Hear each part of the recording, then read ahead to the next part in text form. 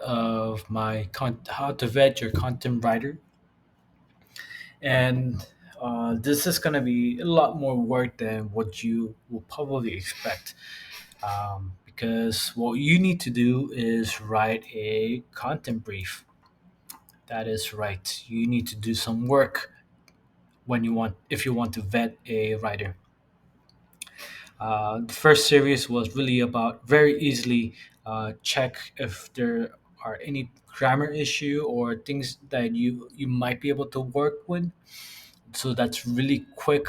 Once you can hire someone to write a specific topic, and then test if there's any grammar issue or spelling issue or tone issue or things like that. But then you want them to start writing about certain topic. I mean, you could find someone who can write about a specific topic, or you could talk about of having them do more research, review other articles or other reviews and things like that, and come up with some ideas on how to write and things like that. So you could kind of ask a few questions like that. It all comes down to what you do for them to help them be a better writer. And that's a content brief. So there's several ways to do content brief. I'm not going to go through all of the processes on how to do that. There are tools available, and you can also do here, like for example, I could just do a content brief example and just kind of go through all of the competition here. What are they talking? You can also go through people also ask and find s- a story or a concept of what the article should be. Um, I use several tools, but here I have Neuron that I use, which helps me quite a bit, where I could just type in a specific keyword and then extract all of the here. Let's just go through it. All of the rankings here. I could just select whatever I could review all of this, or I check it all. I'll just check it all.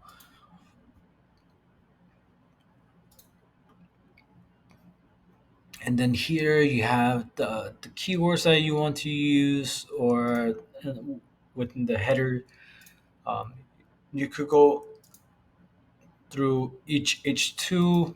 I'm gonna just copy all of that. Basically, just kind of find what's good, what's not. Uh,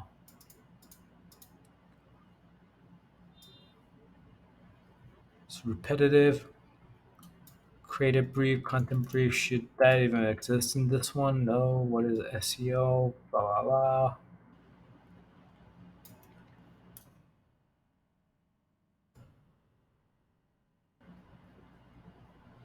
The format, and you just kind of go through the topics that you feel like you should have the writers write about.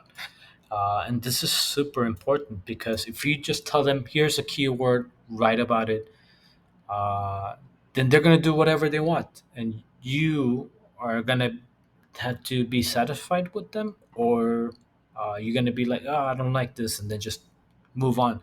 But if you do the content brief, you could tell them exactly what you need. Here's an example.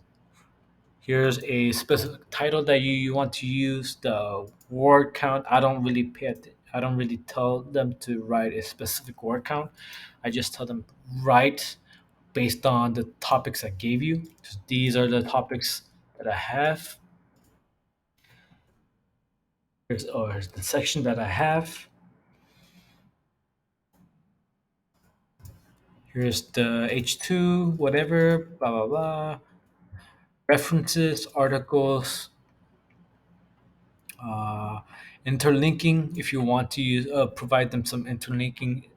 So you could have a lot of within this template, you could have a lot of information for them, but if you give them too much information, they're going to be overwhelmed and they might not even want to do it. because you tell them, here's the tone I want, here's the target audience, here's this and this and this and that, blah blah blah blah blah.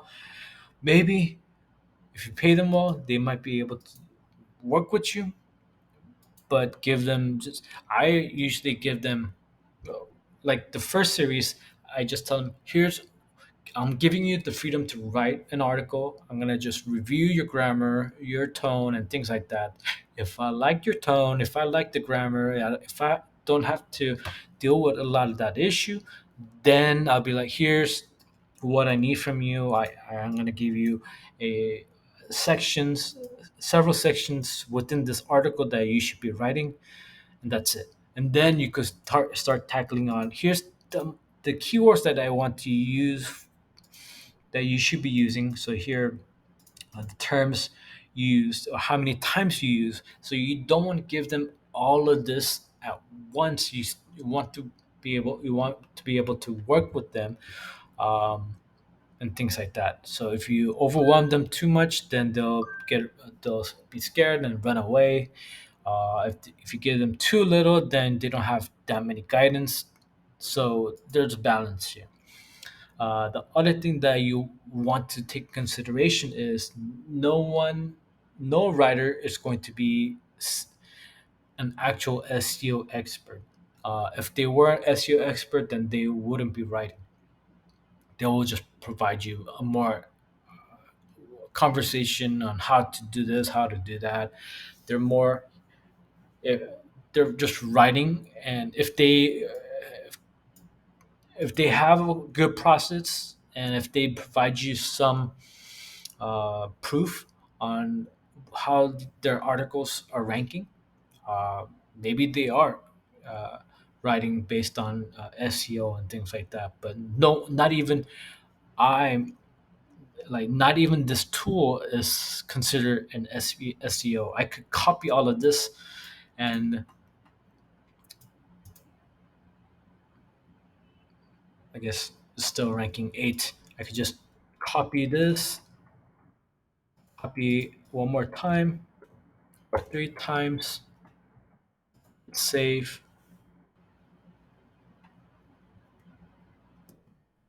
refresh. I could score this really well, or just keep on adding.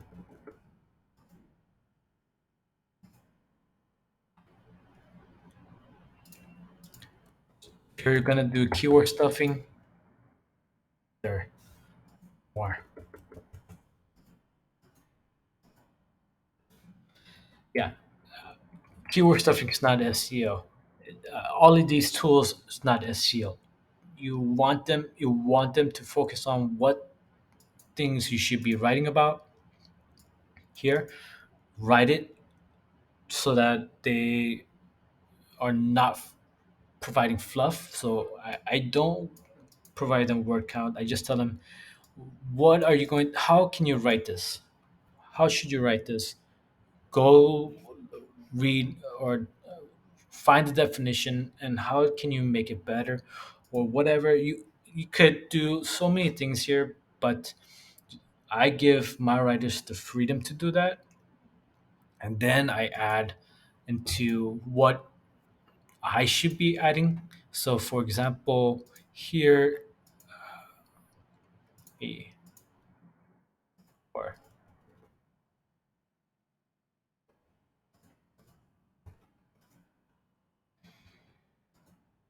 so now I could evaluate, we need this, you need that. Should we need? Do we need a content brief template? I'm not providing it. Should we add it? Then you could go back and forth on things like that, pieces of content, because you could spend good amount to create create a content brief, give it to them, and now you have certain things that you could do here, where you could do it yourself, or you could be like, we should, I forgot to include this or that, and have them write it and things like that. So uh, guidance is key on how to vet your writer, because there's a balance. You want to start off with a good amount and set expectation on the amount of stuff that you want from them. So you could give them the keyword meta description so that it helps them understand what you want to talk about. Maybe if it's a what is a content brief, who are you writing it to? Is it affiliate marketers, or is it agencies, or is it this or that? You could just give them quite here and there to have them just write it in a certain way so that content brief for agencies, and then this is how you should be writing it to agencies or SEO expert, or for affiliate marketers, or what yeah just standard website business owners or things like that. So just once you have that small expectation, you could start building into, okay, these are some of the keywords that we should be adding, and then later on, okay, you're doing a good job, we can you add it like 5 or 6 times here and there, and you just start to develop that um, habit or routine of what you want them to do, instead of like, here's all the stuff, read it and figure it out and that's it. I wouldn't i wouldn't do that. So the content brief has to be just enough for them to have clear guidance, but not overwhelming for them to just not deal with it. And it's really the writer and the amount of information you give them. So if you could give them a good amount of things, here's this, providing everything that you want to talk about and not the word count, will tell them to just write the best possible way. Be very concise here, and that's it. Don't put any fluff. Don't pay attention to this, and that's the guidance. Then they'll just do that. Uh, in some cases, a lot of these countries like India or Philippines or Nigeria or wherever it is, they are really you need to give them good amount of instruction so that they just do it. You're not paying them to be more creative or have. If they have great ideas on how to make it better, then obviously have that conversation. But as a writer, they're only expected to write. So if you want them to be more open or creative, you have that opportunity to make that happen. But again, if you give them the content brief, it saves you time. It saves you the amount of headache, that back and forth issue. Oh, we we need this, we need that, or we forgot about this. This is not ranking well, or um, ex- plan it so that you, the writer, can just focus on writing the article versus you giving them a specific keyword and then have them do everything. So vetting writers is really about having them be prepared to write specific content that you want, and you want them to write the best way. You want them to know about the target audience, identify some keywords, subtopics, questions. If you have a call to action, what do you want them to do? Create a persona. Is it talking? Are you referencing agencies or targeting agencies? Um, or what is their issue, or what internal links should you include, or you saw a stats that you want to use, what are some external links they should be including, and things like and then you can start adding other things here and there, and then eventually you just get better. But it all starts with content brief. Well, if you have any questions about this video, just leave a comment. And yeah, hopefully I get to create more videos on this series. And if you like it, subscribe, watch more of my videos. And